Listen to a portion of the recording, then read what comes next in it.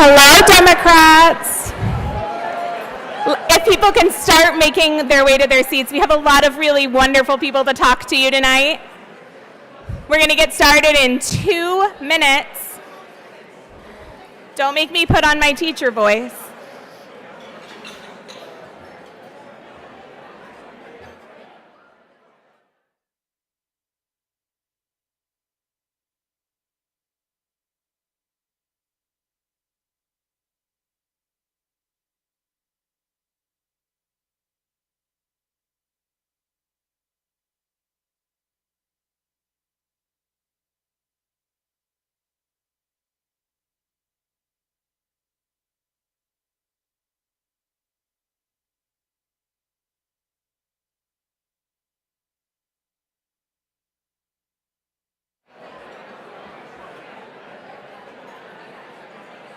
They're not there.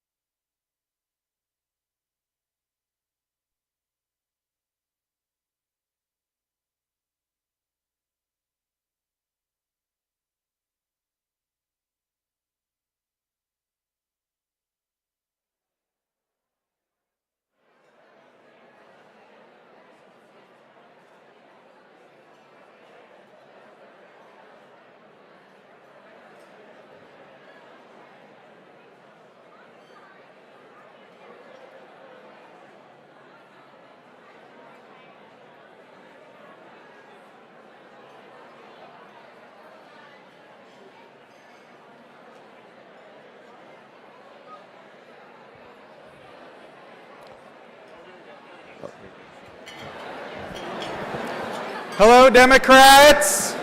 Hello, Democrats! Welcome to the Morse Gala. If you could please find your seat and we can get our program started. We have an amazing program for you tonight. My name is Nathan Soltz, and it is my honor to serve as the chair of the Democratic Party of Oregon. This has been quite a week to be a Democrat. The things that we are seeing come out of the White House between the so-called president and his former so-called head of DOJ, it's been, it's kind of been fun to watch, to be honest. And I hope that you all laugh about it like I do, because if you don't laugh about it, then you're going to want to cry about it.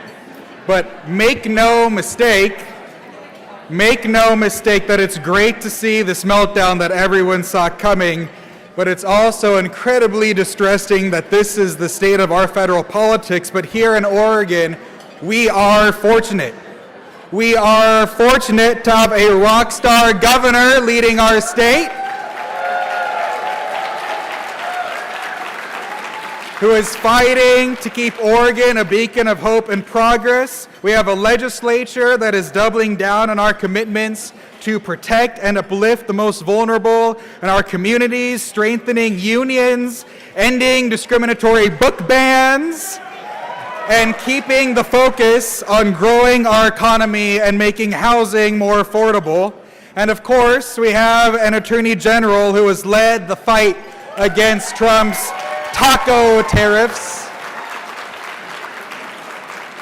And if you don't know what taco means, I'll let you Google it yourself. But we have a whole team of amazing statewide officers and members of Congress who are leading the charge for our values. And Democrats, we always have to remember that we are a big tent. We are a family. And just like any family, we have our disputes, but we are all in this for the same reasons, because we know that we must never compromise our values and we must never stop fighting the good fight. And the stuff that we're seeing at the federal level, whether it's the idiocy or the evil, we know that we would never see that under a Democratic administration. It's just not in our DNA, because Democrats, our party, is what is politically standing between Republicans and the unfettered destruction of democracy.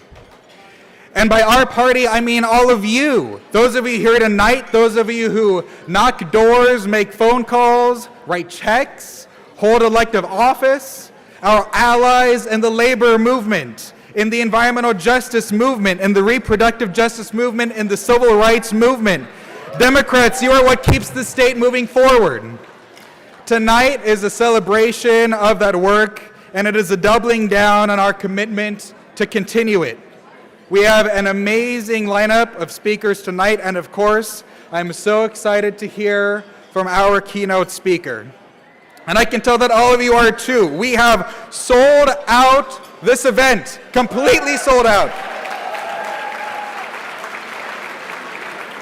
And as the youngest ever and first Gen Z chair of our party,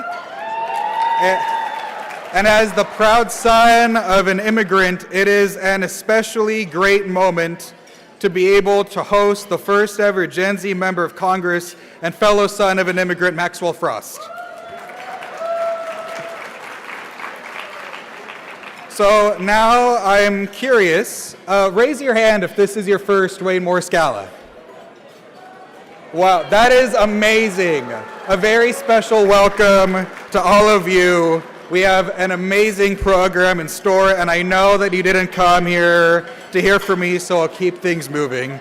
It is my honor to introduce Denise Harvey, a tribal council member from the Confederated Tribes of Grand Ronde, to welcome you all to this special land.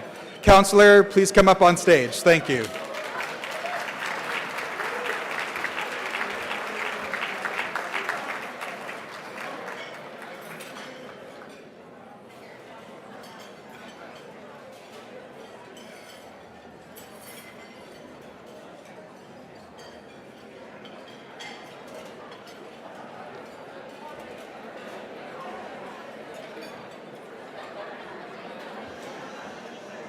Yeah, it's bright up here. Welcome. My name is Denise Harvey, and I'm on the Tribal Council for the Confederated Tribes of Grand Ronde, and I would like to welcome you to the Grand Ronde homelands.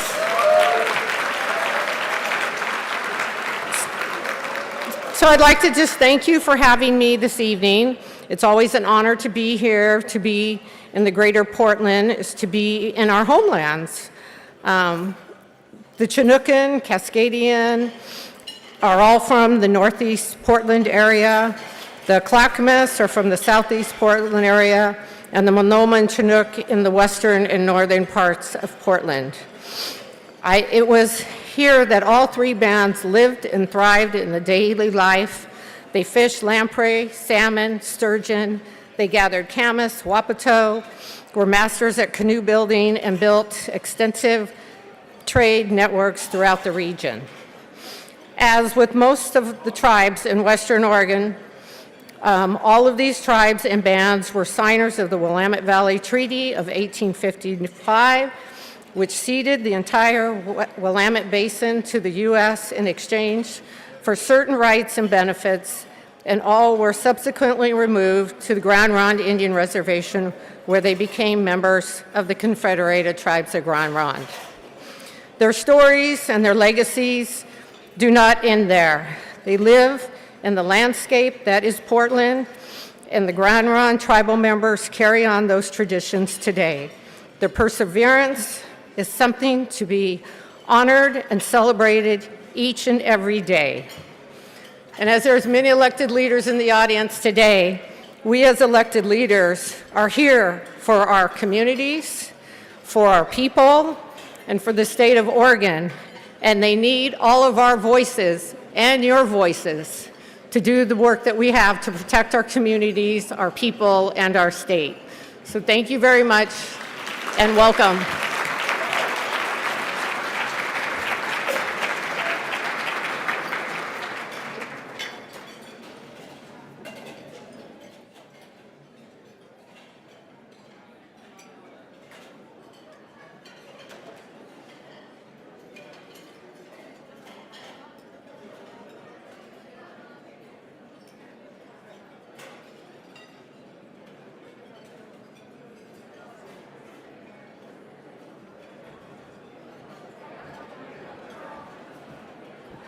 Hi, Democrats. I am City Council President in Albany, Oregon, Steph Newton-Azor, and also DNC member for the state of Oregon. And I'm here with my daughter, Isla Azor, who is a Brownie Girl Scout, and she is going to be leading us today in the Pledge of Allegiance.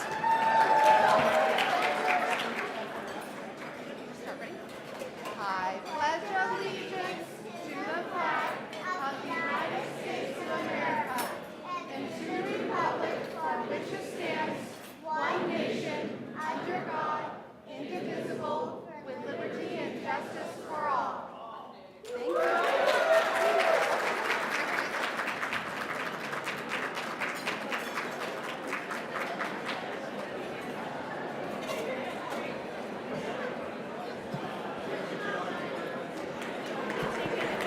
You ready? Yeah, you go first. All right. Hello, Democrats. Is this thing on? Hello. Hello, Democrats. My name is Jesse Maldonado. I'm the new secretary of our Democratic Party here in Oregon. And as of a couple of days ago, a new elected to the Lane Community College Board of Directors down in Eugene. Go Titans. Tonight I have the pleasure with Chrissy, who is making sure I read the names correctly, and she'll have her turn in just a second. I have the pleasure of recognizing the generous sponsors and donors who make this evening and our work as a party possible. So first, let me highlight two very special contributions. Morel Inc., Scott and Shauna Ballo, who donated the beautiful programs you're holding tonight. Thank you. It says to hold up the program. I didn't bring one up, but I would have if I would have planned better. A heartfelt thank you to Ed and Jody King of King Estate Winery, providing all of the wine tonight. And now to some of our great sponsors. So I'm going to read them by category because you all don't want to be clapping too much. So let me read them by category and then I'll tell you when to clap. How's that sound? Premier sponsors, U.S. Senator Ron Wyden and IBEW Local 48.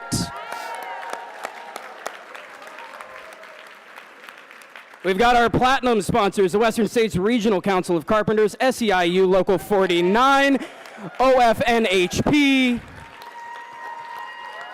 UFCW 555, NGP Van, Morel Inc., and of course, King Estate Winery. Our gold sponsors, U.S. Senator Jeff Merkley, Governor Tina Kotek, Congresswoman Susan Bonamici, Congresswoman Andrea Salinas, Congresswoman Val Hoyle, Congresswoman Maxine Dexter, Secretary of State Tobias Reed, our Attorney General Dan Rayfield, Treasurer Elizabeth Steiner, Blue States PAC, Future PAC, SDLF, Target Smart, and Espousal Strategies. And then our silver sponsors, Senate President Rob Wagner, House Majority Leader Ben Bowman, State Senator Lou Frederick, State Senator Kate Lieber, State Representative Rob Noss, Confederated Tribes of the Grand Ronde, Joint Council of Teamsters number 37, Elevated Campaigns, Bright Blue Inc., OPAD Consulting, and Stones Phones. I promise we're getting through this. We're doing it together. Bronze sponsors, Labor Commissioner Christina Stevenson, State Senator Mark Meek, State Senator Deb Patterson, the Cascades to Coast Central Labor Chapter of the Oregon AFL-CIO, IATSE Local 28, Pasadori Properties, the Pivot Group, and Winning Connections. I got a couple more for you. Team sponsors, Northwest Labor Council, and our special sponsors, the State Representative, Dacia Graber, and C&E Systems. And now I want to recognize some of the most vital sponsors of our ongoing work as a party, our sustaining donors. They're the people who power the democratic politics in Oregon year-round. So if you're part of one of these donor groups, please wave your hand to be recognized as I call out the group that you are part of. Our President's Council, please raise your hand. They are our major investors who ensure we have the foundation to organize early and win big. We also have our Capital Circle supporters who give generously, so our candidates are always equipped to fight and win. If you're in the Capital Circle, please raise your hand. And our grassroots Democrats, hundreds of monthly donors fueling outreach efforts across Oregon's communities. Please give them all and the other sponsors I mentioned a big round of applause. And finally, I want to make sure we're thanking our staff who are helping us out here today and helped set up this stage. IATSE Local 28 and Unite Here Local 8. And now our new treasurer, Chrissy. Hey, good evening, Democrats. I am Chrissy Urquiza, your newly elected treasurer for the Democratic Party of Oregon, and it's an honor. It's a great honor of mine to recognize the many elected officials and leaders joining us tonight. If I call your name or the name of your office, please rise so we can thank you properly. So, first off, Senator Jeff Merkley. Congresswoman Suzanne Bonamici. Woo! Congresswoman Andrea Salinas. Congresswoman Maxine Dexter. Governor Tina Kotek. Secretary of State Tobias Reed. Attorney General Dan Rayfield. Labor Commissioner Christina Stephenson. And our special guests, Congressman Maxwell Frost of Florida. Former DPO chairs Frank Dixon, Gene Atkins, and Casey Hansen. Moving on to our state senators, Senate President Rob Wagner, Senate Majority Leader Casey Jama, Winsby Campos,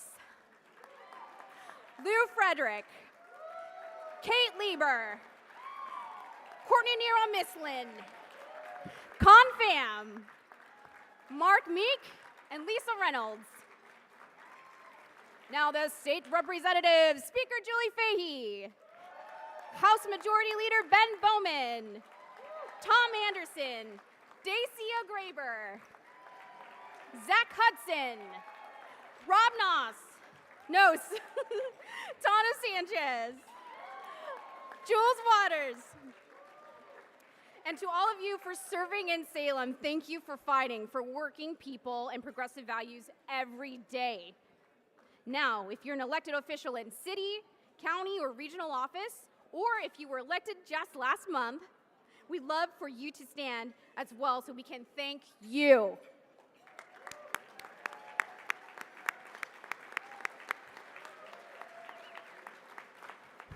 And finally, I'd like to recognize our party leaders and staff. Chair Nathan Schultz. Vice Chairs Kim Schmidt and Eileen Kiley. Secretary Jesse Maldonado. They put my name on here, Treasurer Chrissy Urquiza. And our DNC members, Diane Grover, Kian Trong, and Steph Newton-Azor. And to our DPO staff, Brad Martin, Candy Emmons, Ron Morgan, Jonathan Rudolph, Claire Hubler Curtis, Amelia Manlove, Eric Smith, Nagar Hosani Nasab, Alex Schaefer, Precious Hodges, and our brilliant interns, Jeslan Sinai and Mingo Blackbird. Let's also give a big hand to the incredible volunteers helping make tonight happen. Thank you. Yep. Hello, Oregon Democrats. I'm Congresswoman Janelle Bynum, coming to you with warm greetings from Washington, D.C.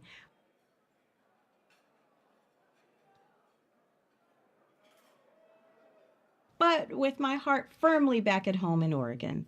I'm so sorry that I can't be with you tonight for the Wayne Morse dinner. I had the incredible honor of being invited to give the commencement address at my high school alma mater this weekend. So I'm with a bunch of bright-eyed graduates who are just stepping into the world, full of hope and energy. I know that this room tonight is full of hope and energy too. I want to thank you for your faith in me, your organizing, your courage, and your commitment to this big, messy, beautiful thing we call democracy. Your commitment has never been more important than it is now. We're living through a time that demands moral clarity and brave leadership. The stakes couldn't be higher, from defending the services that we all rely on to protecting democracy itself from those who want to tear it down, brick by brick. Because Donald Trump threatens not just policies we care about, but the very fabric of our country, we need to fight back. I'm fighting back. I'm flying 3,000 miles a week, twice a week, to stand up to this foolishness. I'm bringing the fight from the streets in Oregon to the House floor in D.C., to every committee room, courtroom, and newsroom that I can. That means when Republicans bring their trash bills up for a vote, I'm fighting to change them and speaking out against them. When Trump breaks the law and violates the Constitution, I'm joining forces with my colleagues to sue him and hold him accountable. And when Oregonians are angry, I listen. That's why I launched my 10 town hall Give 'em Hell Janelle tour across the district.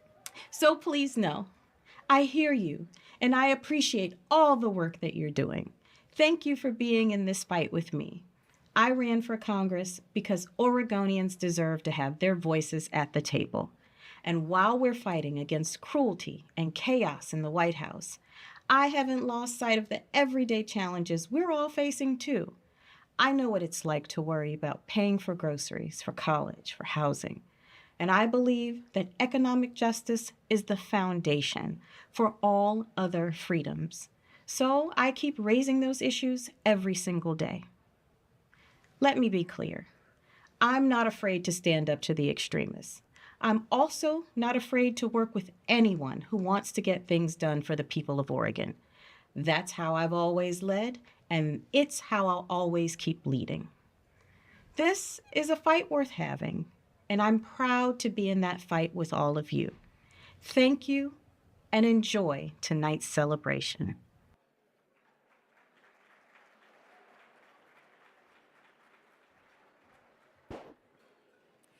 Good evening. Why, thank you.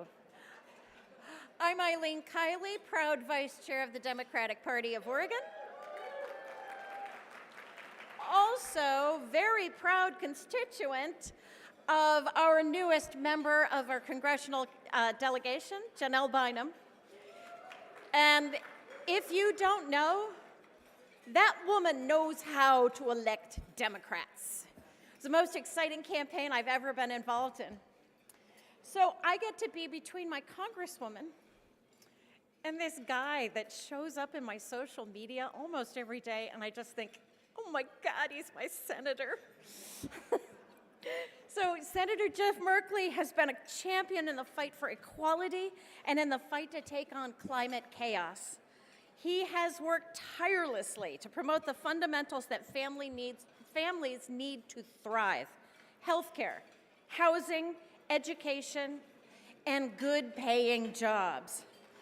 And right now, he is leading the charge in the resistance against that guy, who is trying to convert our We the People Republic into an authoritarian strongman state. He is our champion in fighting for the people. And please welcome the one, the only, and oh my God, our Senator, Jeff Merkley.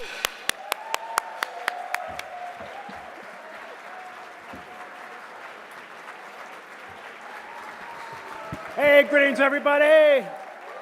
Well, what energy. I am delighted to be with you all tonight.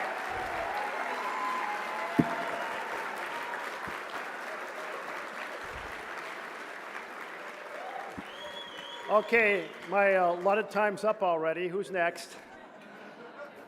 Eileen, thank you very much, and to all our state officials for their work. Brad Martin, who's worked with us for more than a decade, helping to lead the Oregon Party. He's in a new adventure. Thank you, Brad. And Maxwell, thank you for being here instead of in Florida to bring your passionate, progressive politics inspiring us tonight. We really appreciate you coming. Thank you, Maxwell. And in case you've never met her, my wife Mary is here tonight. I hope you do meet her.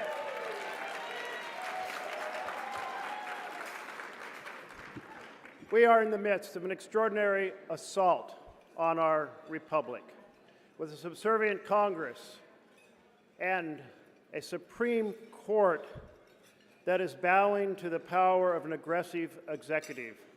I never thought we'd see it here. We read about it in nations across the world of losing a republic, but here we are on the verge of it here in the United States. It is not a constitutional crisis down the road, around the corner. We are in the middle of that fight right now, which is why I'm so thrilled to see the enormous energy in this room. Are we going to let President Trump turn us into a strongman state? No, hell no. We must meet this moment. We must meet it with mass resistance from Congress, from the courts, but most importantly, from the people. Are you ready to join the resistance? I'm in the right place. I think for anyone who treasures our freedom, who treasures opportunity for all, this is a moment we have to be on the battlefield. And people ask me, what can I do? And I say, first, get off the couch. And all of you are clearly off the couch. Second, fiercely hold your electeds accountable. Even if it makes us uncomfortable, hold us accountable.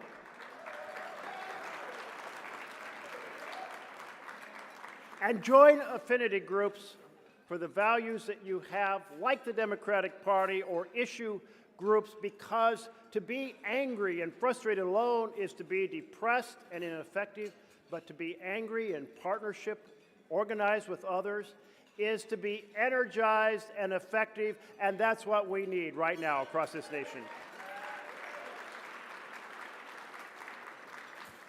As we meet this moment, however, to be simply against Trump is not enough. Yes, let's defeat Trump's disgusting abomination. Thank you, Elon Musk, for describing it accurately. Stripping Medicaid from 16 million Americans, leaving 4 million children hungry to fund tax breaks for billionaires? Hell no. We want to put a knife through the heart of that bill and sink it to the deepest part of the deepest ocean.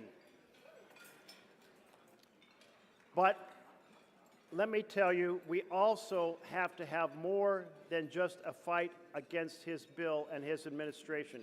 Yes, his motto, his theory is families lose and billionaires win. That's not our motto. We want families to thrive, and so let's make that happen. And how do we make that happen? We take on the key issues. Let me give you some examples. We don't just save Medicaid, but we expand health care and fill in all the cracks so everyone is covered all the time, and there's a public option so people can sign up for Medicare and keep it every moment of their life, never having to be on the merry-go-round of health uninsurement again.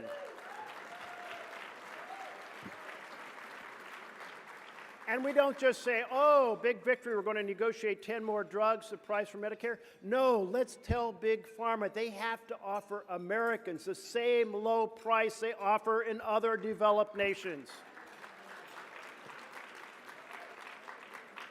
You know, we invest more in the R&D for those drugs than any other nation. We should get the best price, not the worst. But we have to have the determination and political muscle to make that happen. And let's not just defend the IRA's incentives for renewable energy, though good they are, and defend them we must. But let's save the planet from climate chaos. The principle is simple. Electrify everything with renewable energy and do it fast. And the generations before us, beyond us, will help. And let's not just win a few more dollars for our existing housing programs. Let's build a staircase of housing opportunities so no one has to live on the street. Everyone has a shot at a decent home and a decent community. And to help make this happen and to help restore the dream of home ownership, let's kick the hedge funds out of the individual housing market.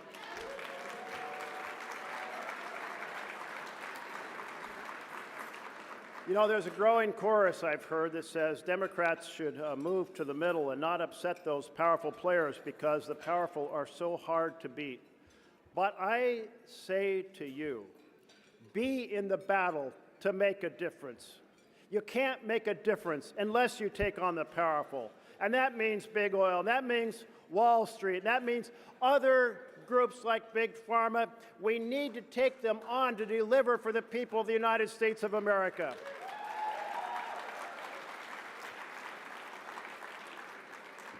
Together, let's save and then improve our We the People Republic. Thank you all.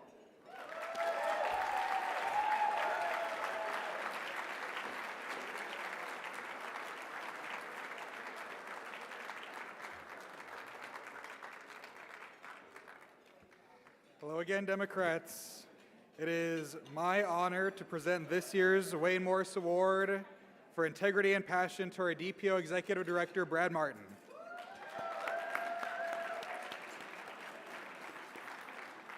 A few weeks ago, Brad told me that after a dozen years with the DPO, he was moving on.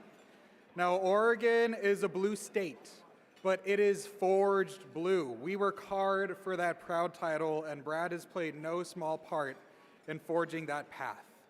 But on a personal level, I give Brad significant credit for me being able to serve as your chair today, and I don't just mean since I've been elected helping me with all sorts of things, but it started over a little over a decade ago when I was first elected as the State Central Committee delegate from Jackson County. I was shout out to Jackson County. I love not being the only one here, welcome. But at the time, I was just a 17-year-old senior at North Medford High School, and I just finished volunteering in the 2014 midterms. Our county party chair asked if I wanted to be a delegate, and I had no idea what that meant, so I said yes. And shortly after that, I found myself elected as the vice chair of the DPO Latino Caucus. And then I got a call from Brad. He told me that Javier Becerra was going to be that year's keynote speaker at the Wayne Morse Gala. And he asked me if I wanted to attend a private meet and greet for Latino Caucus members with then Congressman Becerra. I said I would love to, but I couldn't afford a ticket to the gala, and Brad said that I would still be welcome to the meet and greet. And then a few minutes later, he called me back and said that he bought me a ticket to the dinner, but that it was with the expectation that when I was in a position to help bring new folks to the gala, I would. Well, thanks to the connections that I made through the DPO, I was able to get a good job and find myself in that position. And every year, I make a point to bring at least a couple of new young Democrats to the Wayne Morse Gala.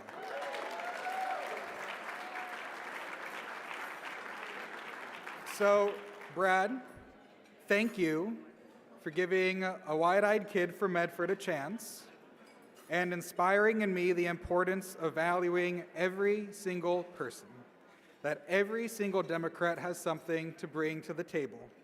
Your influence on our state's bright blue shine is your legacy, but so is the impact that you had on an individual level with so many, myself included.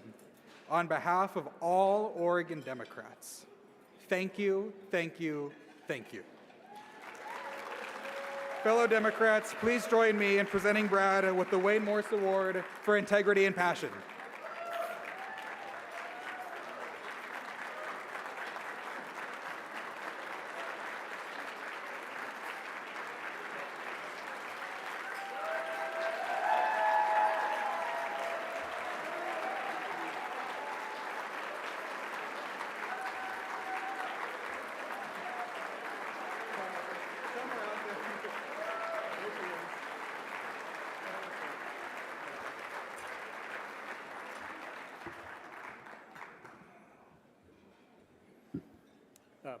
Thank you so much. Nathan, I'm deeply honored and humbled by your generous comments. It's been a good 12 years, and I want to thank a few people. And I'm looking at the clock because that's my job. First off, I want to thank Cindy Smith, who is my partner, my inspiration. She made it possible for me to do a lot of things that I'm glad I did and probably stopped a few you're glad I didn't. But there's no day in that 12 years where she wasn't the core of why I could do this work. So please thank her.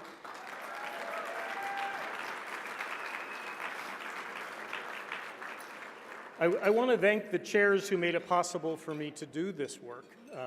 Nathan Soltz, Rosa Colquette, Casey Hansen, Jean Atkins, Frank Dixon here, who is here with us today, and Meredith Woodsmith, who's not here with us today, who 12 years ago, together, called me up and asked me to do this job. And I was so honored to be able to do it. I want to thank all the officers and the county chairs and vice chairs and caucus chairs and vice chairs who are the muscle and bones of our party, who make it possible for a chair to do the job that a chair does. And it is no easy job. I want to thank the office holders and candidates. And I would like to name every single one, but I'm just going to say Jeff, Tina, and Ron. And then I should move into our wonderful congressional delegation and all of our statewides and then go into legislative, and that clock would run out and I'd be in trouble. But it is unique in Oregon that, repeat after me, you can say Jeff, Jeff, Tina, and Ron, and all those other folks who are first-name Democrats, who knock on the doors, who fight the fight, and represent us every single day and as candidates. But I also want us to give a round of applause for their staffs, their campaign teams, all the people who are the front line, all who are on a first-name basis. So that for me is Tim and Molly and Thomas and a whole lot of other people who stand up for us and help make it work and help our office holders. It is such a sacrifice that they make for us. Our office holders make such a sacrifice. And they do it for us, and they do it for a better Oregon. I want to thank all the allies. So I just want to say labor, social justice, reproductive rights, LGBTQ, human rights, but I want to end on children's rights. What country are we going to transform that I have to put children's rights on the list? That isn't a partisan issue. That is a humane issue, that we raise our children with love and with commitment and without any check on their voter registration. And you are all why we will get back to those days. Finally, I want to thank the DPO staff. Not finally, second to finally. The DPO staff, Candy Emmons, our incredible deputy director. I'm so honored that she came up here.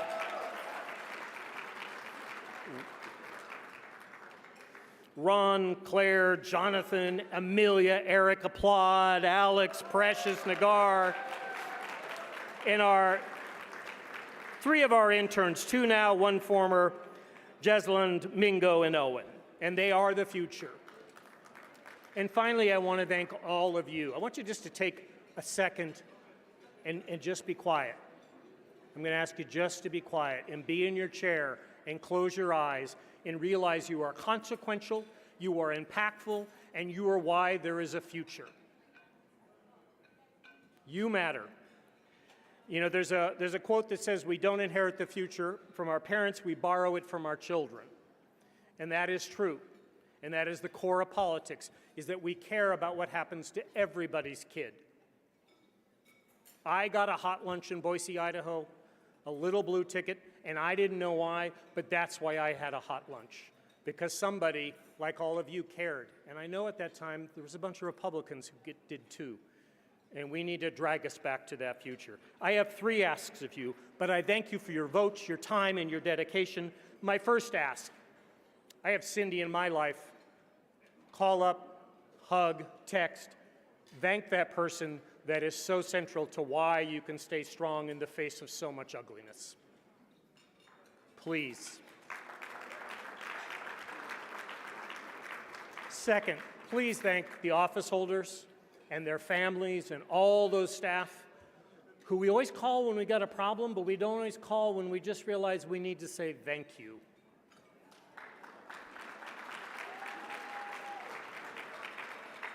And then my third ask, because how could I not? Today, Candy Emmons will do her first pitch to the Wayne Morse Gala. This is the hardest half a year in every 2 years of a state party. Because we're coming off all that energy on the election and people are kind of catching their breath, and because your party keeps its staff. We are proudly unionized by the Campaign Workers Guild.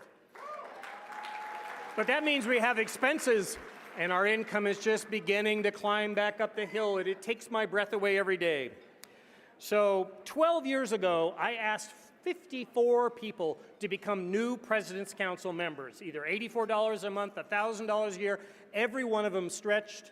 And the first thing I was able to do is I was able to hire Ron Morgan as an organizer, and a decade later, he has organized tens of thousands of volunteers, hundreds of thousands of neighborhood leaders over the course of that decade, who have done an incredible number of get out the votes, which has given us wins. And that's because a bunch of people stretched 12 years ago. And I'm going to ask you to stretch tonight. If you've never given $50, I'm going to ask you to give $50. If you've never given $500, give $500. If you've never given $1,000, give $1,000, because investing here is about the future. Donate. I am going to give more than I've given before, and I'm asking you to make this a priority so Nathan and Candy and the team have a good bridge to that future. I cannot end my comments, which are now 2 minutes and 12 seconds over, without saying in 514 days, 1,340 hours, I really like it's 1, 2, 3, 4, we want to make sure that Suzanne, Val, Andrea, Maxine, and Janelle serve in a Democratic-controlled Congress.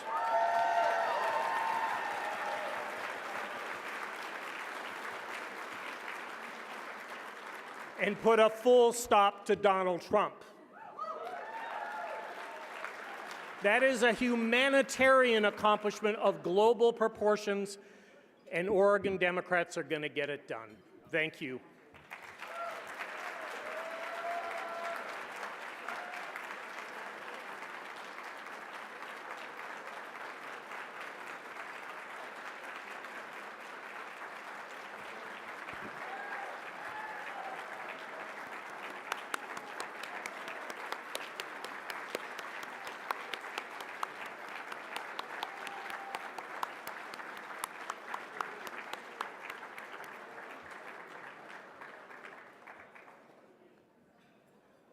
Good evening, everyone. I am Diane Grover, one of your DNC representatives, and I'm so happy to be here with you all tonight. We are lucky in Oregon to have a congressional delegation that truly understands and fights for the issues that matter most. Leading that effort is Congresswoman Suzanne Bonamici from the 1st Congressional District, who is now the senior member of our delegation and a tireless advocate for her community. As an immigration attorney, I never miss a chance every time I see her to talk with her about immigration. And while she just might be getting a little tired of seeing me coming, I am deeply grateful for the consistent engagement and genuine concern for this critical issue. Congresswoman, thank you for being a true champion and for your dedication. And now it's my great honor and privilege to welcome her to the stage. Please join me in welcoming Congresswoman Suzanne Bonamici.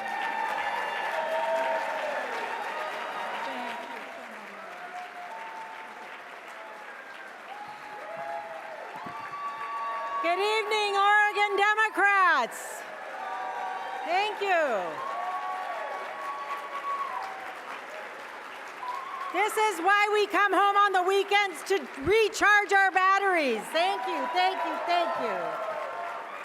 I am so grateful you're all here this evening.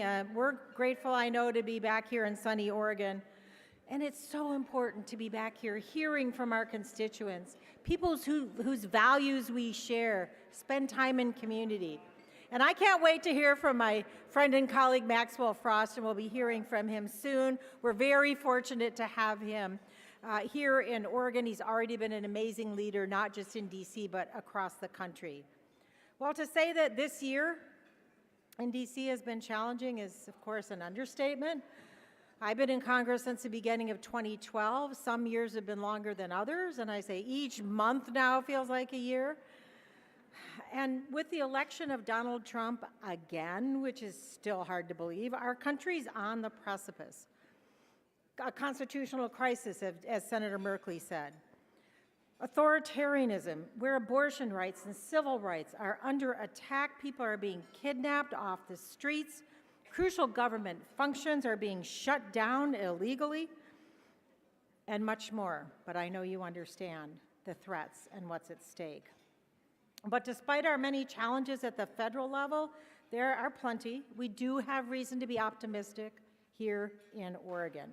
And I say that proudly, that Oregon has been a bright spot. Andrea Salinas and Val Hoyle held on to their seats after being challenged and heavily targeted by Republicans. We're so excited to have Maxine Dexter as our new colleague in the 3rd District. And thanks to many of you, if not most of you in this room, Janelle Bynum flipped a seat.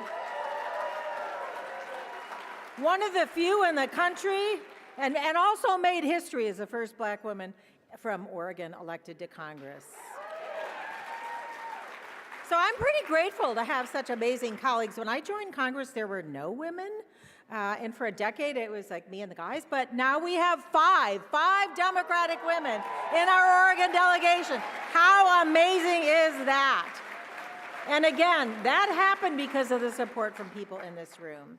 So we know the administration's policies are dangerous and callous, but they're also unpopular, and they don't represent our values as Oregonians, and they don't represent our values as Americans. So I know my colleagues and I, working with all of you, we're going to do everything in our power, everything we can with your help to win back the House in 2026 and put the gavels in the hands of Democrats and make Hakeem Jeffries the Speaker. You know, we've seen multiple victories in the courts. I really want to acknowledge our Attorney General Dan Rayfield for his leadership. Thank you, Attorney General. You know, because a lot of what the president is doing is illegal, unconstitutional, or both. We're seeing those power grabs, but we're seeing massive turnouts at town hall meetings, at rallies, and in the streets. We, the people, we're staying active and saying no to this administration. We are going to make a difference in this country. This kind of engagement and activism is a cornerstone of the Democratic Party, and that's why we're here tonight. And that brings me to the next part of my program, and this is the solemn part. The Klonowski Award, named for the late, great University of Oregon political science professor and former chair of the Democratic Party of Oregon, James Klonowski. I want to acknowledge Zach. His son, Zach Klonowski, is here this evening. Thank you, Zach, for joining us. The Klonowski Award is given to someone who has demonstrated exceptional commitment to promoting civic engagement. You know, we miss Jim Klonowski, his wit, his wisdom, and I can't imagine how distraught he would be if he knew Donald Trump was president, not once but twice. Professor Klonowski understood. He understood the importance of civics education, something that we need more of in every school and community. He respected the Constitution. He understood the benefits of a strong social safety net. He knew democracy is worth fighting for. Many of his former students said his favorite class to teach was civil rights and civil liberties. And although I'm honored to continue this tradition and present the award, it's under very challenging and tragic circumstances. This year, as we were still reeling from the destructive actions of the Trump administration, we suddenly lost a wonderful and kind community member, someone who was one of our best party leaders, Moses Ross. Moses was a fixture at many, I should say most, if not all, Democratic Party events, as well as in his community of Multnomah Village, a vibrant neighborhood in the district I'm honored to represent.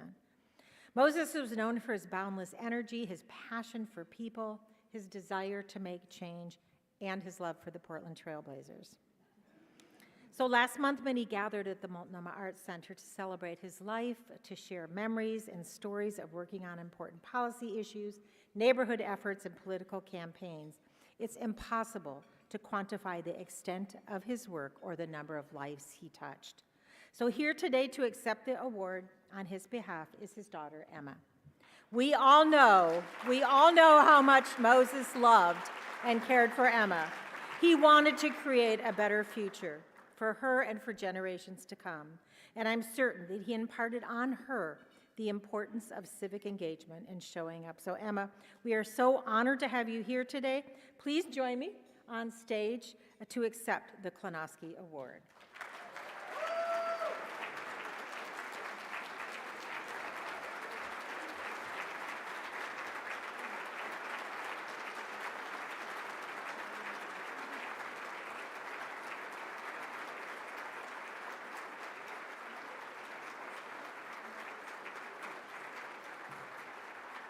Emma's going to say just a few words. I'll leave this with your hands. Thank you, Emma. Thank you. Hi, everybody. I just want to say first how honored I am to be able to accept this award for my father. Deep down, we all know that he should be the one here accepting it. But since he isn't, let me just say a few words for him. My dad was the most dedicated, hardworking, diligent, and committed man that I have ever come across. Sorry.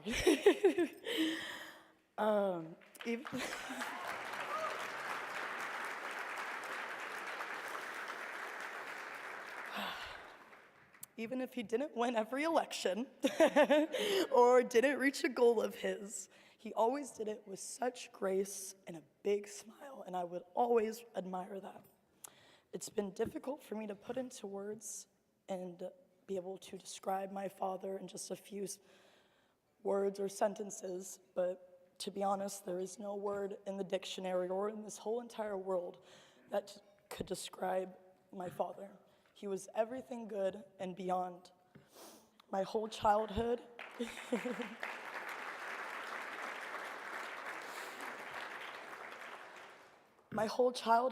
and honestly, my whole life, I knew he had a big impact on so many different types of communities. But sadly, this happening, I never deeply knew that my father had touched so many lives. Hearing all the memories and all the messages I've been getting the past month and a half, I don't want anyone to think it's overwhelming. It's a blessing. I am so grateful to know that my dad did so much for not just me, but so many people. And it will forever stick with me in ways I don't think anyone could ever understand. As my nerdy father would say, I'm going to wrap it up, live long and prosper, and until we meet again.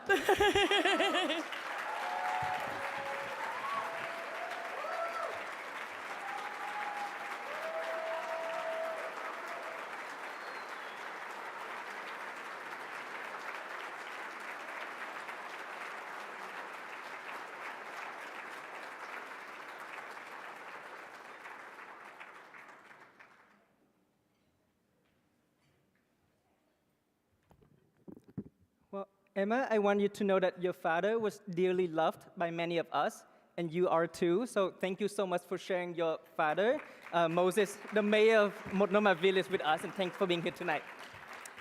Good evening, everyone. My name is Kian Chuang. I serve as your Oregon Democratic National Committee member and the chair of the Young Dems Caucus. It is my absolute honor to introduce the next speaker tonight.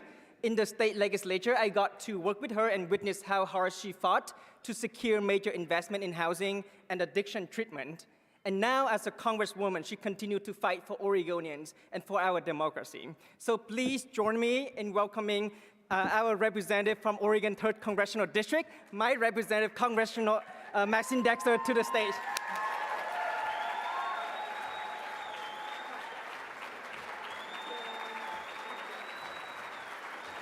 Oh my gosh, sit down.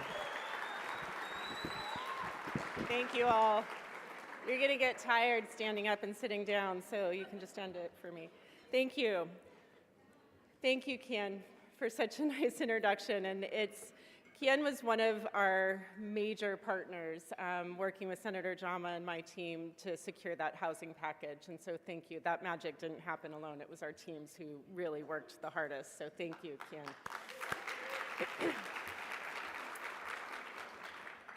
So, something strange happened last week. Did anyone notice? No, it's not the travel bans, or the flip-flopping, or the big bromance breakup.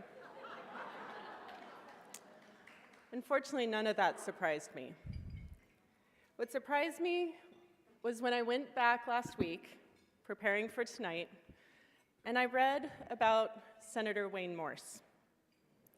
It may seem odd that the Democratic Party of Oregon names its annual gala about Senator Morse, a man who served as a Republican for nearly a decade. But it actually makes perfect sense, you know, the Oregon way and all. Because at the most basic level, the battles we are fighting today are about our independence. After 8 years in office, Senator Wayne Morse decided that he no longer wanted to be boxed in by party. So in 1952, he switched his party allegiance to independent. He actually pulled his chair out into the center of the Senate chamber and literally sat in the aisle between the two parties. And even later, a few years later, when he became a Democrat, he maintained his independence. When he opposed the Vietnam War, he bravely stood up with his colleagues and rebelled against a Democratic president.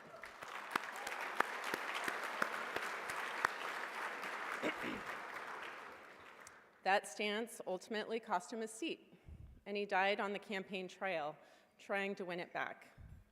He stood for what he believed in, even when it cost him everything. Can you imagine Senator Morse speaking up today as masked agents, or not speaking up today, as masked agents literally kidnap our neighbors off the street?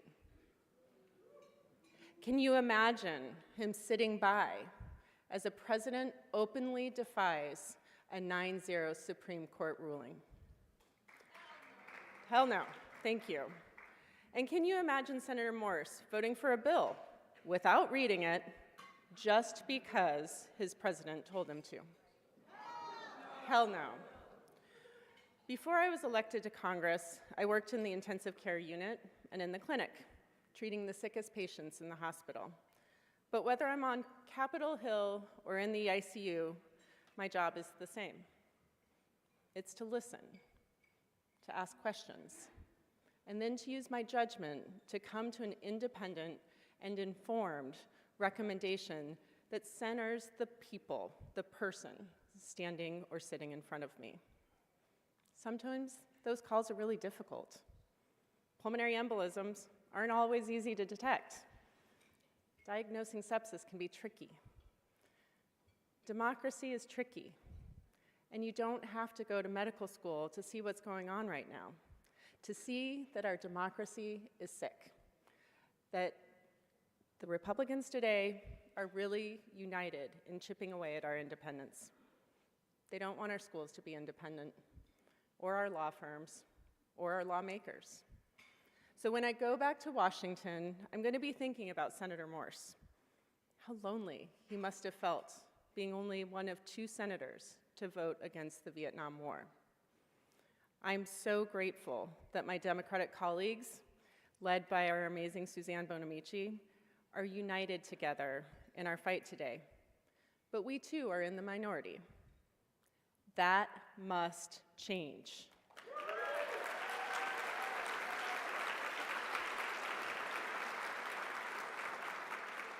We must take back the House. The alternative is unacceptable. So tonight, go home and begin planning for 2026.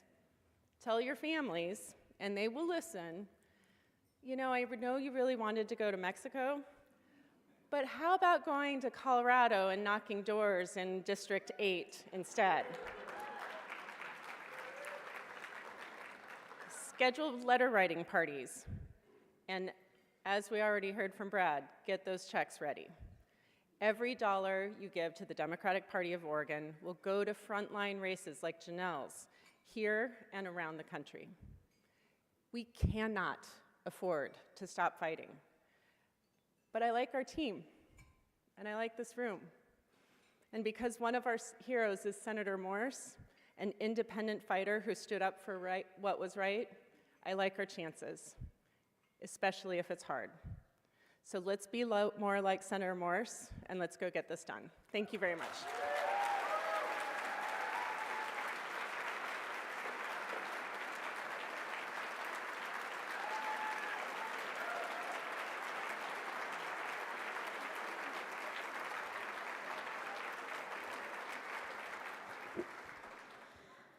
Good evening.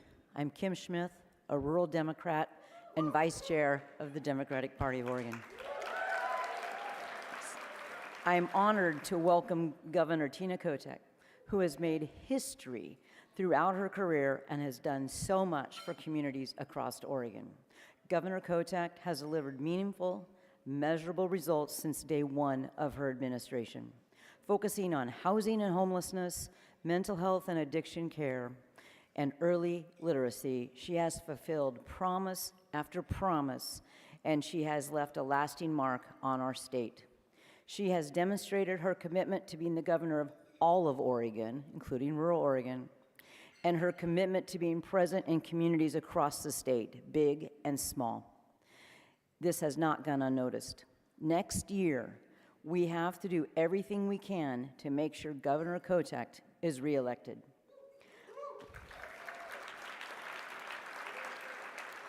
I am excited and proud to stand with our governor, who stands with and for all of us in this room. Let's give a warm welcome to our governor, Tina Kotek.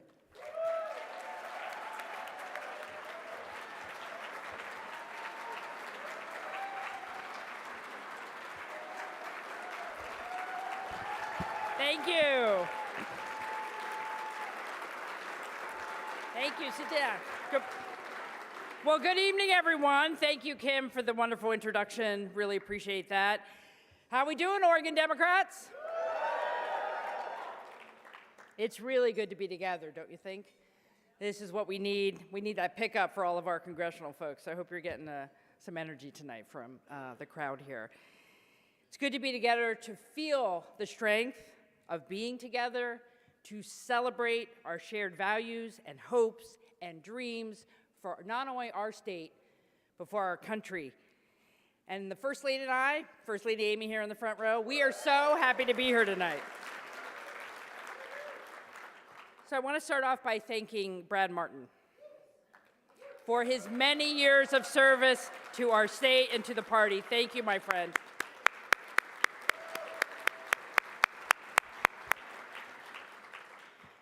I also think it's important to remember what we've achieved here. And I want to start off by thanking all of you, everybody in this room who gave money and time last year to win elections. We worked hard to send all of our Democrats back to DC and send Janelle to Congress. We did that here. Because of you, we achieved those supermajorities in the Oregon House and Oregon Senate, in the legislature right now that's doing their work. Thank you very much. And let's not forget, we won Oregon for the Harris Walz campaign. Here in Oregon, because of all the work that you did. Your persistence and hard work all made that happen. Despite everything that happened around the country, Oregon Democrats delivered, and we should never forget that. I often talk to other governors, and they're like, oh, it's Oregon, it's all good. I remind them of my three-way race in 22. But we work hard here because we have to, and you are the glue that makes that happen, and so I just want to thank you again for all your work. I love Oregon. You love Oregon. We love our state, and what we have built here is special. It is special, and we want to keep it that way. And I am honored to serve as your governor to protect that right now when things are challenging. You know, you're welcome. You know, I ran for governor to tackle the most urgent issues facing the future of our state. And we are starting to make real progress, from helping our neighbors move from the streets into housing, into shelter, making sure our mental health and addiction treatment care around the state is better, more accessible for people when they need it, where they need it, and making sure our public education system really delivers for our students, to make sure they have access to the best teaching methods in their schools to learn how to read, to make sure they have summer learning programs, to make sure that all of our districts are held accountable, to make sure our students succeed. We are doing that here in Oregon, and we are making progress. So thank you. Because that success will bring more success, and we are going to keep working hard. And I again want to thank all my legislative friends in the legislature who have a few more weeks in session. Keep it up. We appreciate you. Thank you very much. And we have to remember that Oregonians do not live on an island. We feel the booming uncertainty of the national politics every day here in our state. President Trump's attacks on our immigrant neighbors, on our trans community, on our environmental protections, on our fight against climate change, on essential programs like Medicaid and SNAP, all of these attacks challenge us, challenge our values, and challenge our shared future. And let's call it what it is: the authoritarian threat to our constitutional democracy. All of it, every single day, the executive orders, the deportations, the way the Trump administration doesn't listen to the courts, all of it is a deliberate attempt to overwhelm us, to exhaust us, to break our spirit. But we Oregonians, we Oregon Democrats, we have a secret power, and that's our resilience, our willingness to fight. Because resilience means here in Oregon, we are going to hold the line. Am I right? Resilience means organizing when it is hard, when no one is watching, when it feels like the winds are too far away. It means registering a few more voters, knocking on a few more doors, donating a few more dollars when Candy says give money, and yes, even running for public office yourself. And so we stay in this fight because the work demands it. And we, the people, deserve a country and a state where everyone can be their best selves, their authentic selves, where equal opportunity and inclusive communities is the goal. Is the goal.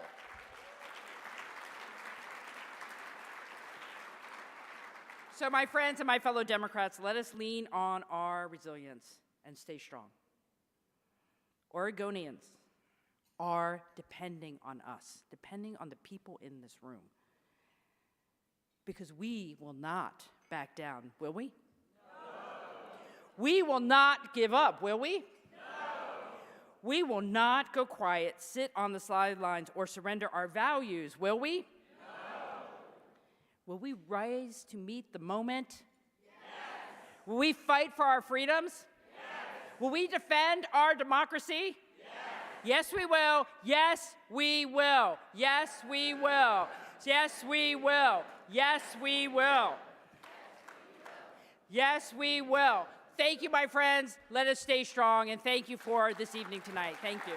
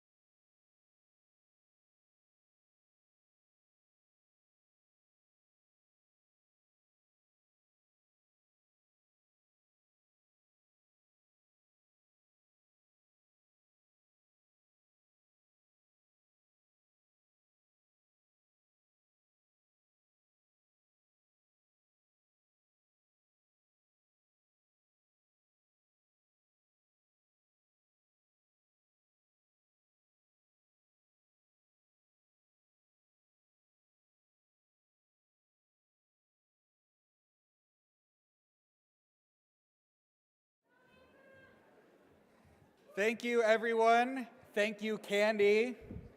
We appreciate it, and we are a packed house tonight, Democrats, like I said, and I know it wasn't just because we all wanted to get dressed up, but that can be fun too. It's because we have an amazing keynote speaker, and while this whole event was a massive team effort, there really is one person that we owe a lot of gratitude to for getting our speaker here tonight, and that is my representative, Andrea Salinas. So I will tell you that our friends across the country, when they hear that we got Congressman Frost here, they wonder, how did he do it? The magic is with my representative, so please join me in welcoming Congresswoman Salinas to the stage. Thank you, Congresswoman.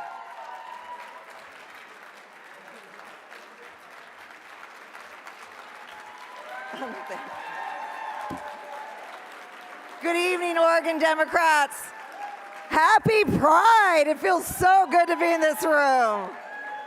It is always such a pleasure to be back here. This truly does fill my cup, so thank you, thank you, thank you. Tonight, I have the distinct honor of introducing a very special guest. And I think, he's been alluded to. Our keynote speaker has inspired countless young people all across the country to get involved, to fight for justice. And he thinks big. I love this guy. It's not just about environmental justice or gun violence prevention justice, economic justice. It's all the above. His background as an activist and youth organizer led to history-making election in 2022, when he became the first member of Congress for my daughter's generation, Generation Z. Since taking office, he's continued to be a champion for gun violence prevention and a voice for immigrants, people of color, and other marginalized communities. This is also someone who is unafraid to speak out against, that guy, and his anti-American agenda. He's telling it like it is and making sure that America's youth really gets the harm, the destruction that Trump, Elon Musk, and Republicans right now in Congress are inflicting on us and our next generation. And I have to say this, he's just fun to be around. If you don't know where he is on a given night, like at 9 o'clock, 10 o'clock, 11 o'clock, he's laying down some tracks at some fun club in DC with other members of Congress or other musicians, an amazing, amazing jazz drummer. Well, I'm proud to call him my classmate from the esteemed class of 2022, mi compadre in the Congressional Hispanic Caucus, and my colleague in Congress. Please welcome a fearless champion for working families everywhere, Congressman Maxwell Alejandro Frost.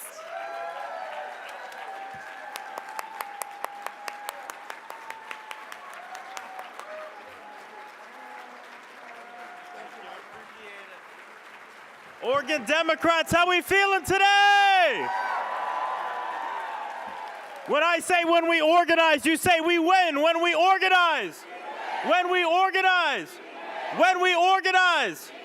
Well, thank you so much. And thank you for this weather. This is beautiful. Well, first off, thank you so much to, of course, your amazing chair and the amazing staff and leadership of the Oregon Democratic Party. Let's give them a hand. Of course, your amazing governor, Governor Tina Kotek, who, it's just wild to me to sit next to a governor at a Democratic Party event, because in case you didn't know, my governor hates my guts. The first time I met him, because he doesn't like to do meetings with us, I was heckling him at an event. So that's the only time I've seen him. And let's give a hand to your amazing senators, Senator Ron Wyden and Jeff Merkley. Your badass congressional delegation of women standing up to fascism. Congresswoman Susan Baramici. Congresswoman Andrea Salinas. Congresswoman Maxine Dexter, who a few months ago, oftentimes my staff will find out about things in the middle of the night when I post them on the internet. And Senator Van Hollen had posted that he was going to go visit and try to see Kilmar Abrego Garcia in El Salvador. And I was just sitting on my couch. I just finished a movie, and I was like, shit, I'll join you if you need. And I tweeted it out. And the first person to respond to that tweet and say, I'm going to go with you, is Maxine Dexter. She came with me.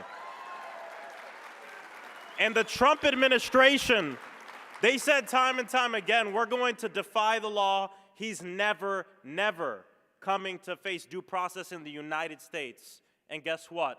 A few days ago, we got the news that he's here. And of course, Congresswoman Janelle Bynum. And of course, thank you so much to all the state legislators here, all the local leaders, our amazing tribal leaders, union organizers and leaders here, volunteers, activists, donors, our federal workforce. If you work in the federal government, thank you for your work. And being from Orlando, Florida, one of the largest concentrations of hotels and convention centers in the country, thank you to the workers of this hotel. And IATSE in the back, IATSE put this together, the production. Thank you to IATSE and our unions. Thank you. Let's give them a hand in the back there.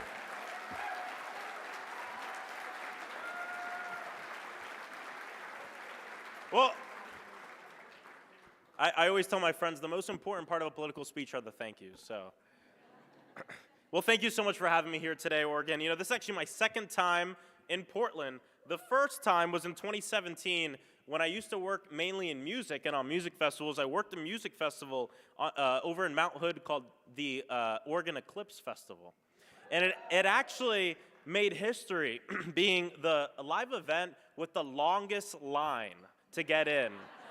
Some people waited 20 hours to 3 days to get in, and it was about 50 miles long, the line, to get in. So if you waited less than 20 hours to get in here, this is how we're going to take back the house.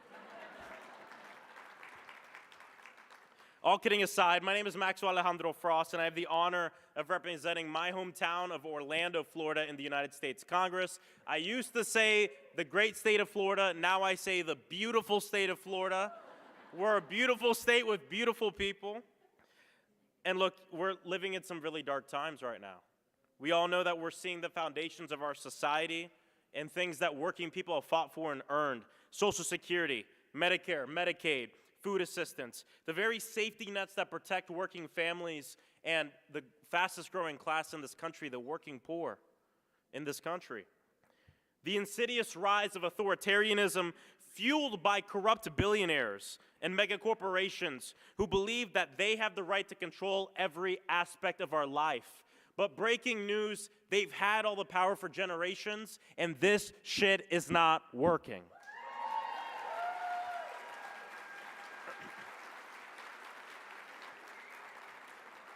And look, there's been a lot of conversation across the country about what our party does now and where we go from here.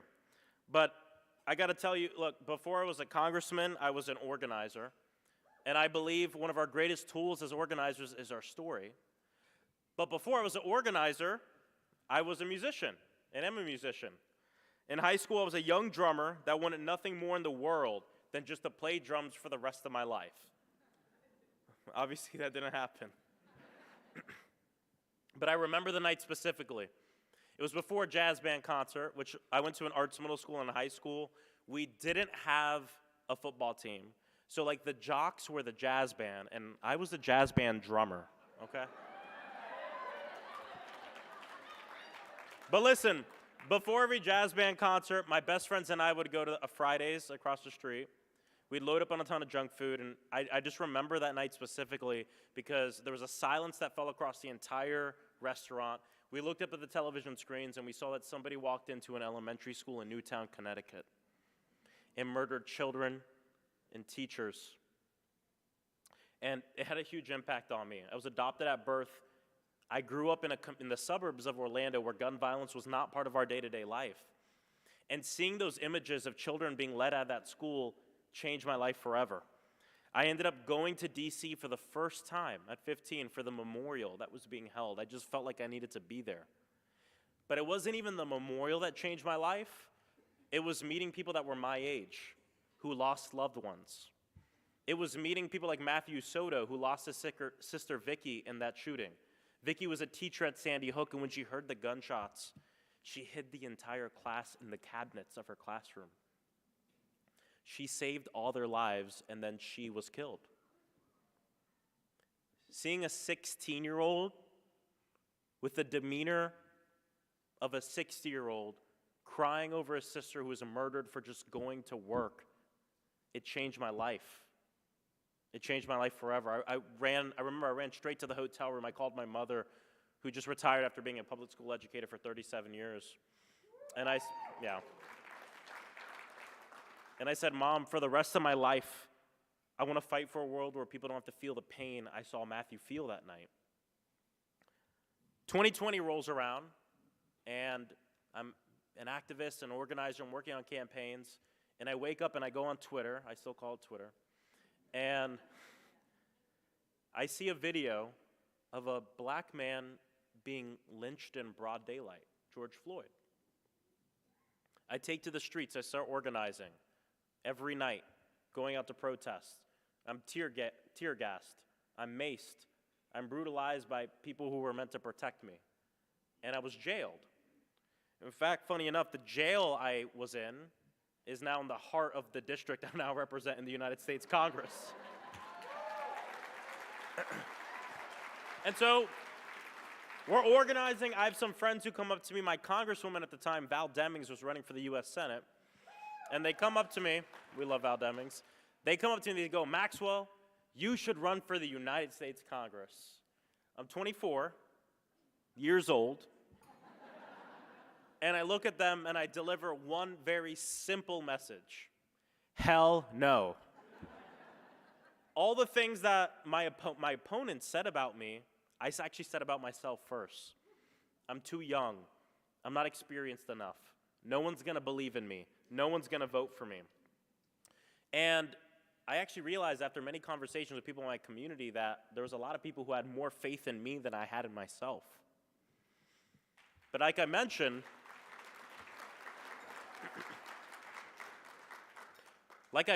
I was adopted at birth, and I went up to my parents and I asked them for the story of my birth, and I wanted to know more about my biological family. Now, I'm going to be honest with you, Oregon Democrats. Up until about a year ago, when I tell this story, I would say it's because I wanted to feel inspired. I asked for more information on my biological family, but it's BS. The actual reason I wanted to learn more is because my mentor at the time told me, Max, if you're running for office, you need to do some opposition research on your family. But that's not good for a speech. So I wanted to feel inspired. And I asked my parents for some more information on my biological family.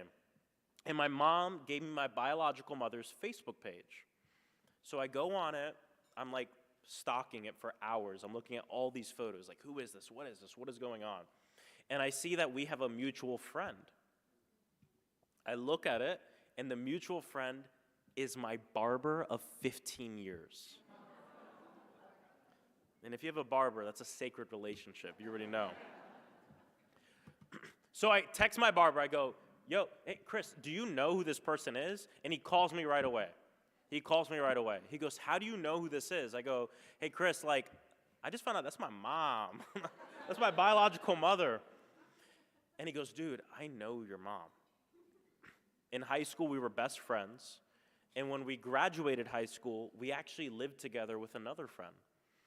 I want to pause here because I want to tell you that one of the most impactful things I've ever done in my life was I was the field director for the ACLU of Florida during Amendment 4, the ballot referendum to get voting rights to people with previous felonies. And we passed that. So during that campaign, something that gave me a lot of hope and something that gave me a lot of fuel was speaking with my barber, who at the age of 18 had done a crime. He had lived all the way, he was 48, never been back to jail, never committed another crime, but he had been denied his right to vote even though he served this time until we passed that amendment. And he goes, Max, remember that thing I did when I was 18? I said, yeah. He goes, I held up a gas station because your mother couldn't afford her rent. And she was about to be evicted. Then that's my connection to her. So I go, shit. Like, he gives me her number.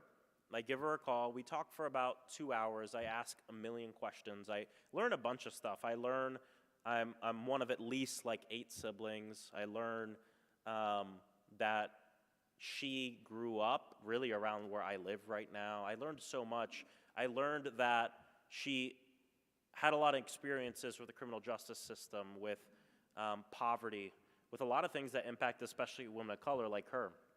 And in my organizing career, I remember there was a lecture I saw where the person said, an important thing we need is we need our politicians to see the world through the eyes of the most vulnerable. And that was always something I've repeated to my staff when I was an organizing director, to myself. You know, you always have this caricature of the person you're fighting for. And I'm on the phone with my biological mom, and she goes, Max, at the end of the day, I just want you to know that I had you at the most vulnerable point in my life. That's why I put you up for adoption. And hearing her say those words on the phone with her for the first time, I mean, I hung up the phone and I said, I'm running for Congress. I have to run for Congress.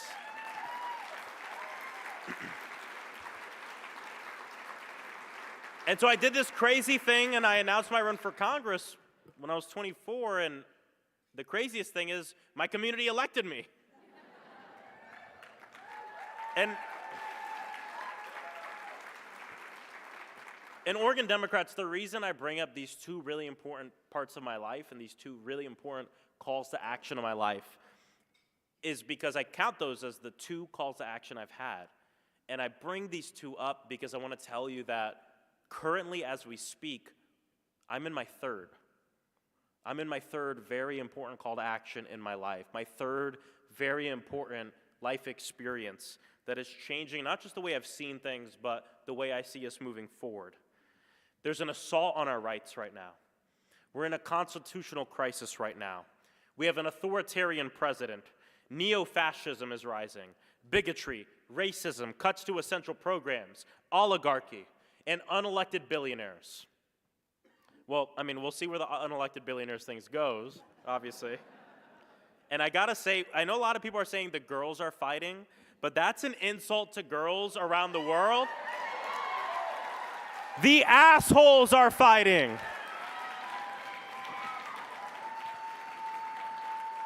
But look, you know it's true.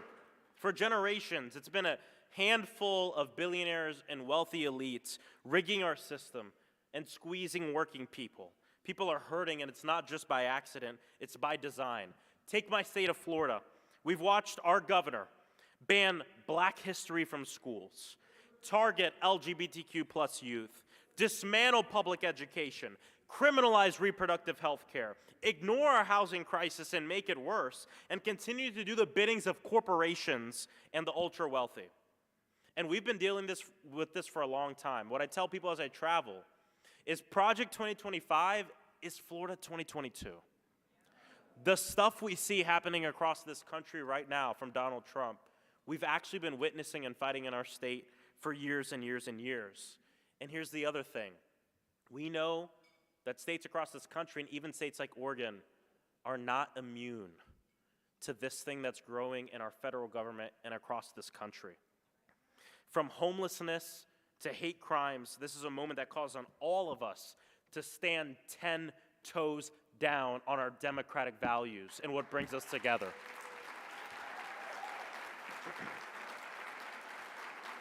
There's a lot of conversations going on right now in the Democratic Party, and there's a lot of debates, and I've been in a couple of them. And I remember when we first got to Congress, a bill came up. It was a sports ban bill to ban trans kids from being able to compete in sports. And I remember I was in a meeting, and I found out that our current whip count, our current count of Democrats who are voting yes or no on thing, I found out that we had quite a bit of Democrats actually thinking about voting yes on it. And I wondered why. I like to assume best intentions in people. And I remember I went and spoke with a lot of my colleagues all across the spectrum. And I found out that actually everyone was really against it.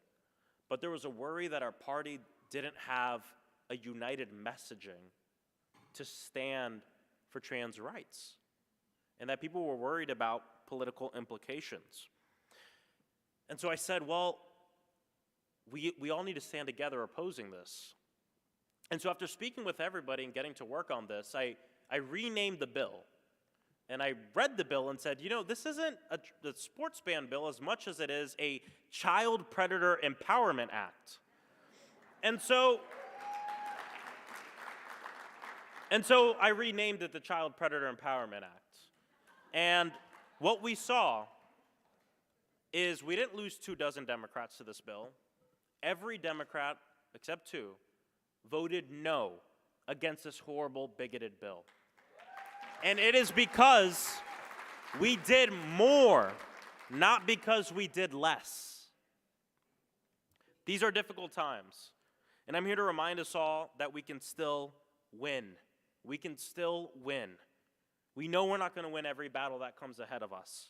But I got to tell you, the thing I always ask myself is, how do we win the day? How do we win the week? How do we win the month? How do we win the year?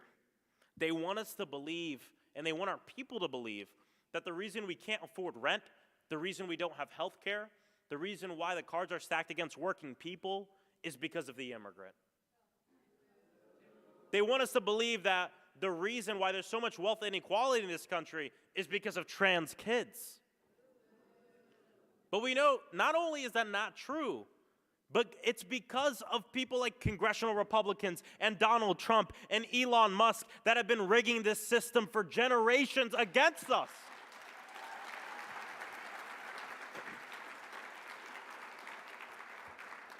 They tell us that trans people are a threat to our children, when it's congressional Republicans who refuse to pass legislation to end gun violence in our country and in our schools. They want us to believe that it's immigrants taking our jobs, when it's mega corporations shipping our jobs overseas, when it's mega corporations hiring union-busting lawyers and firms to get rid of our unions and fight working people. And get this, they want us to believe that they're the patriots of free speech. When they are revoking visas and kidnapping college students and people across this country because they disagree with their speech.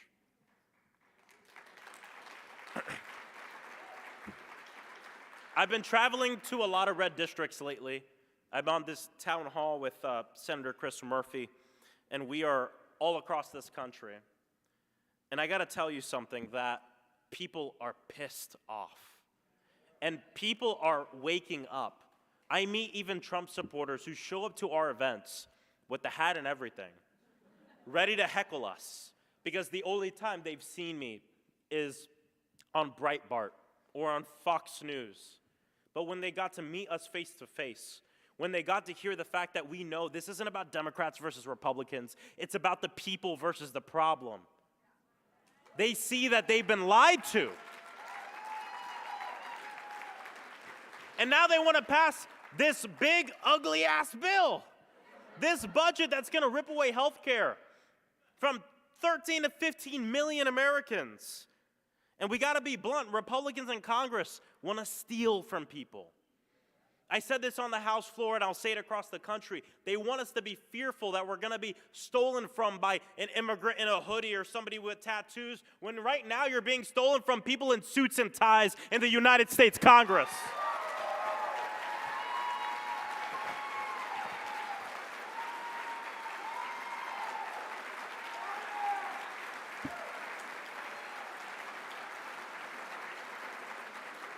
And I got to tell you, one of the most proud moments I've had as a House Democrat was that bill. They did a hearing at 1 a.m. 1 a.m. because they knew it was evil. They didn't want people to know. They wanted to pass it in the dead of the night. In fact, on the schedule, they wanted the hearing at 1. They wanted to pass it before everyone woke up. But your members of Congress in Oregon and House Democrats across the country submitted over 500 amendments. Why does the amendment matter? Because it gives us time to talk about the dangers of this bill. and hundreds of House Democrats lined up outside of that committee hearing, people who were not part of that committee, and one by one went in and debated, and we delayed that bill for 30 hours. And now, as we know, the fight is in the Senate to make sure that we stop this bill. But I gotta tell you guys, we have opportunities. You might not know it from a lot of the media reports, but about half of the executive orders and things this guy is saying he's doing have either been stopped, paused, or reversed. Half! And it's not just because of politicians, it's because of the people. It's because of mutual aid and protests and organizing and direct action. It's because of people in the halls of Congress figuring out ways, how do we delay this? How do we fight against it? It's because of people like your Attorney General and your governor and your people fighting against this, fighting against the authoritarians.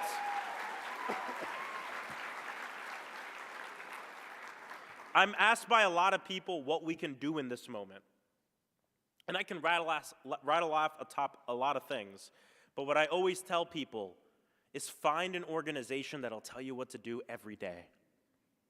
Find a local organization, an organization like the Oregon Democrats, that'll tell you how to get involved and what to do to fight against this. We can't out-organize hate by apologizing for our values.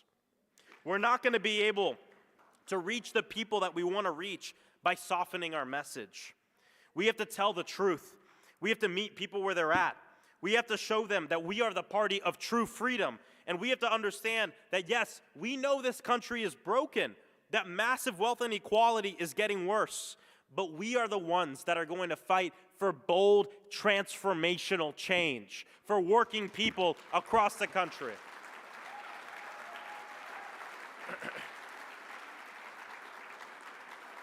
Let me wrap up by saying this. Authoritarians are never satisfied with the power they have when they get into office. They test and they push the limits. They break the law. But you know what they do after they break the law? They look to the public. They see what they have to say. If they're silent, if elected officials are silent, do you know what they take that as? They take it as permission. Something that's really important right now as Democrats is we have to understand that we have the ability to not give him permission, to fight against these authoritarian grabs on our government, to leverage our tools in Congress and in the state legislature and lawsuits and mutual aid and protests to fight back against what's happening. Because when you don't fight back on the streets, in Congress, and in the courts across the country, it gives them the power that they don't have. And this is the truth throughout human history with every authoritarian that the people have fought back against. The other thing is a mindset thing. I don't like to say that we're in the minority, because I'll tell you, the majority of the people are with us. The majority of the people want health care. They don't want to be stolen from. So I submit to you this. We're not the minority. We're the opposition in Congress and across the country.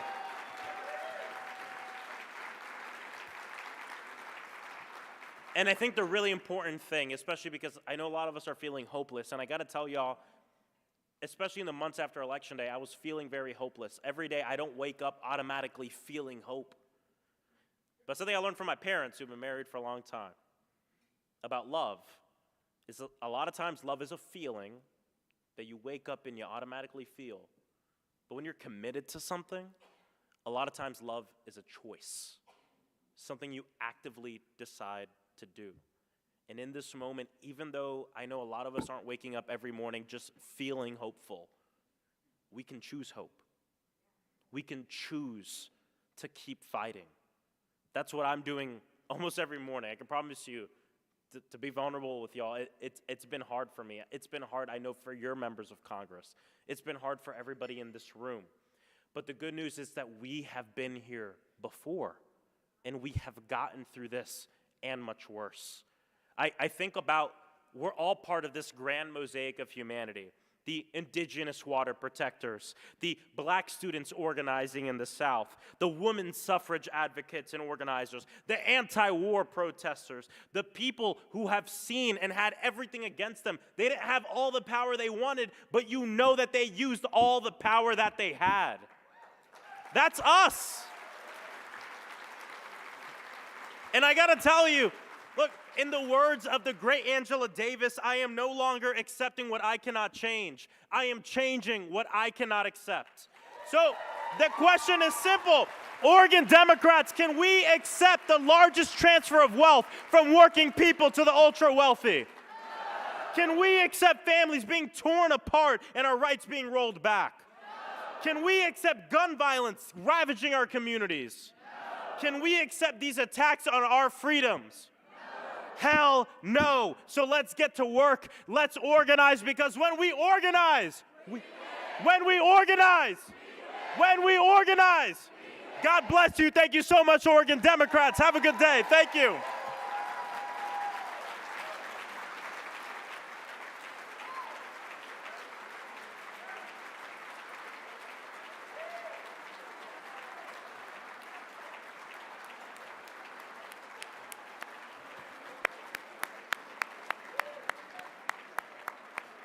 Wow, wow, wow. Thank you, Congressman. Let's hear it again for Congressman Maxwell Frost.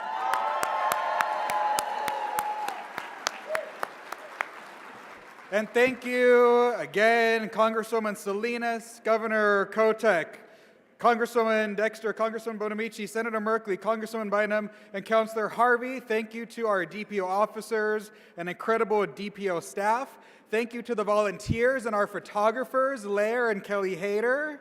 Thank you to the union workers of the hotel, IATSE Local 28 and Unite Here Local 8. Thank you, thank you, thank you. Thank you to Brad and Cindy and Moses and Emma, and thank you all again for joining us this evening. We look forward to seeing you all again at next year's gala, and hopefully many, many, many more times before then. So buenas noches, Shabbat Shalom, Happy Pride, and good night, Democrats.